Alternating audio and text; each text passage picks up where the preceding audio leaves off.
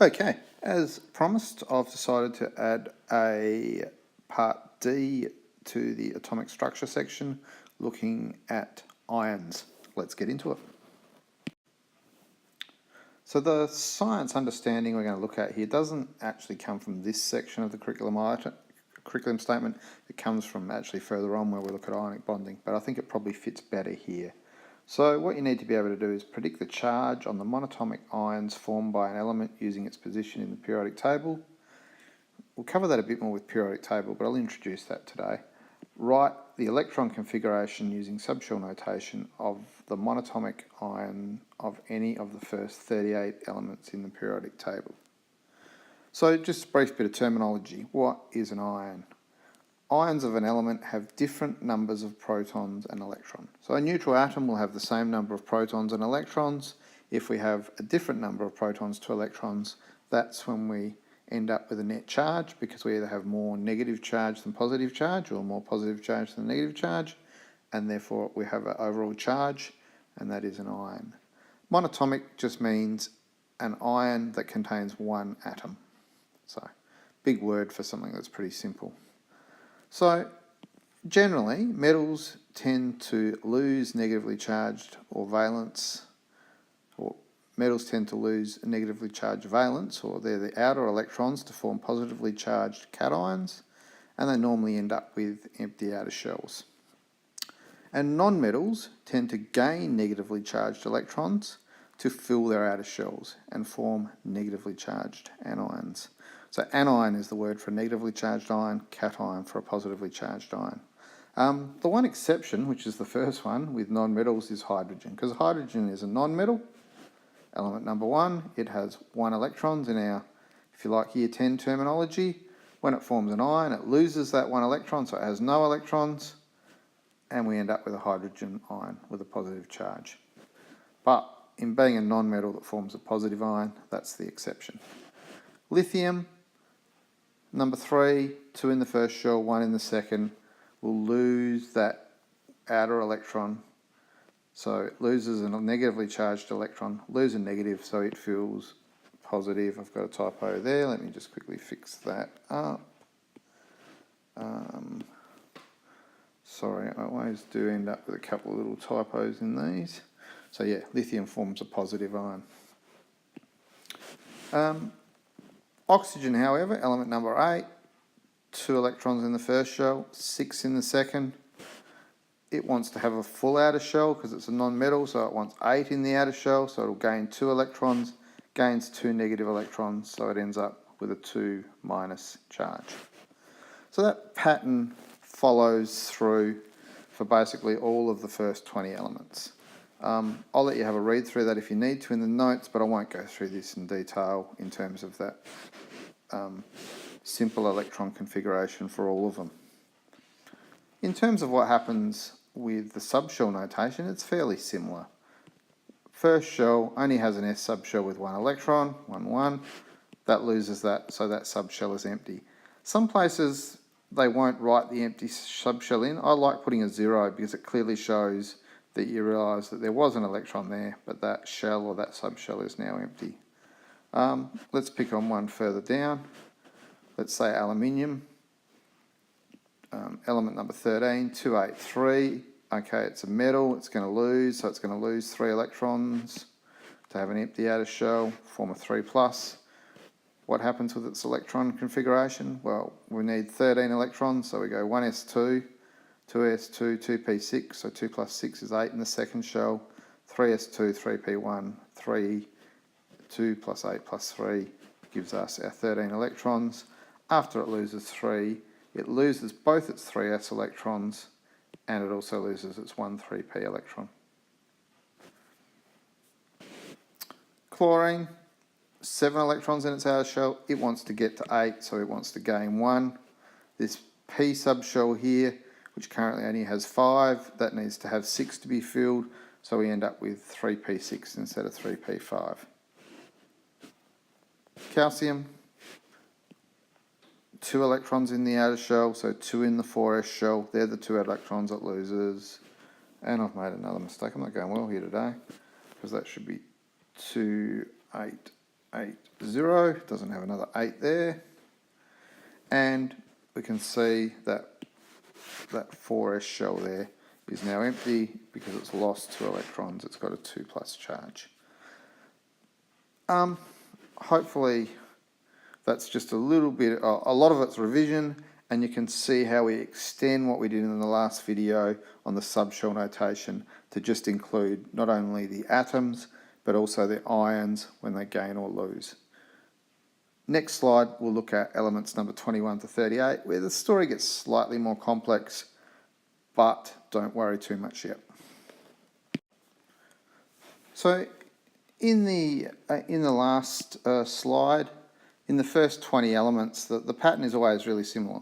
Everything in the first column of the periodic table has 1 electron. It always loses 1 electron and forms a 1+ ion. Everything in the second column always has 2 electrons in the outer shell, always loses 2 electrons to form a 2+ charge. If we go across the other side, everything in the, if you like, the 6th column across the top, so oxygen, sulfur, etc., always has 6 electrons, always gains 2 electrons to form a 2-. Everything in the 7th column, so fluorine, chlorine, etc., gains 1 to have 8 electrons. Obviously, things in group A already have 8 electrons. They are perfectly happy. They don't need to gain or lose to get that fuller outer shell. So they actually tend to be very inert, very unreactive, because they've got their full outer shells. I think I've mentioned that before.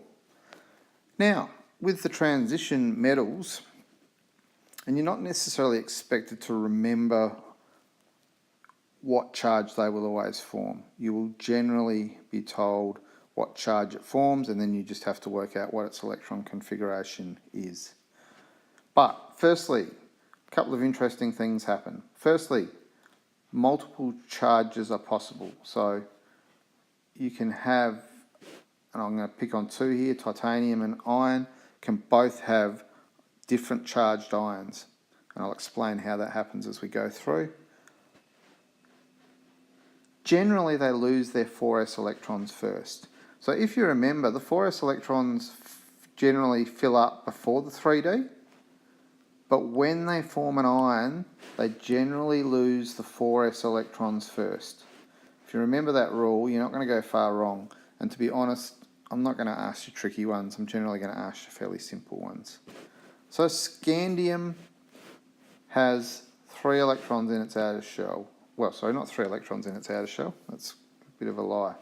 It has 2 electrons in the 4s shell, and it just has 1 electron in that 3D shell. And it will generally lose those 4s electrons and that 1 3D electron to form a 3+ ion, because it's lost 3 negative charges, so it ends up with a 3+.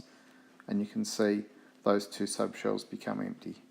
As I said, you can leave them off when you write up for the ion. I like putting the zeros there so you realise that they're now empty. Titanium, 2 electrons in the 4s shell and 2 in the 3D shell. Now, sometimes titanium will just lose those 4s electrons to form a 2+ ion, so it just loses the 2 electrons. Sometimes it'll lose the 2 2s electrons and the 2 3D electrons, and it will have a 4+ charge. So it just depends on what it reacts with and how it reacts, whether it loses 2 electrons or 4 electrons. Vanadium has 2 in the 4s, 3 in the 3D. It'll tend to lose 5 and have a 5+ charge. However, chromium has 1 in the 4s, 5 in the 3D. Remember, this is where half-filled shells are quite stable, so instead of going 4s2, 3D4, it likes 2 half-filled shells, so it goes 4s1, 3D5. Now, it can lose all 6 electrons to have a 6+ charge, but more commonly it just loses 3 electrons. So it loses the 1 in the 4s shell, can't lose 2 because it only has 1, and it loses 2 of the 3D electrons, ends up with a 3+ charge. So if you remember the rule, well, it's going to lose the 4s first, but it's got to lose 3 electrons. Oh, it's going to lose the 4s first, so it loses 1 in this case because it is an exception to start with. Then it's got to lose 2 more, so it had 5 in the 3D shell, so it ends up with 3 in the 3D shell. Won't go through every single one. Iron is another example though, where you get multiple charges. can lose just the 4s electrons to form a 2+ charge, so just those 4s ones are gone. Or, remember half-filled shells being stable? Well, it doesn't mind to have an empty 4s shell and a half-filled 3D shell. So actually iron more commonly forms a 3+ ion, where it loses 3 electrons, 2 from the 4s and that one 3D. But once again, as long as you remember the 4s go first, you lose those first, then you have to lose another one, so you lose that from the 3D to get to 3+. So this pattern continues.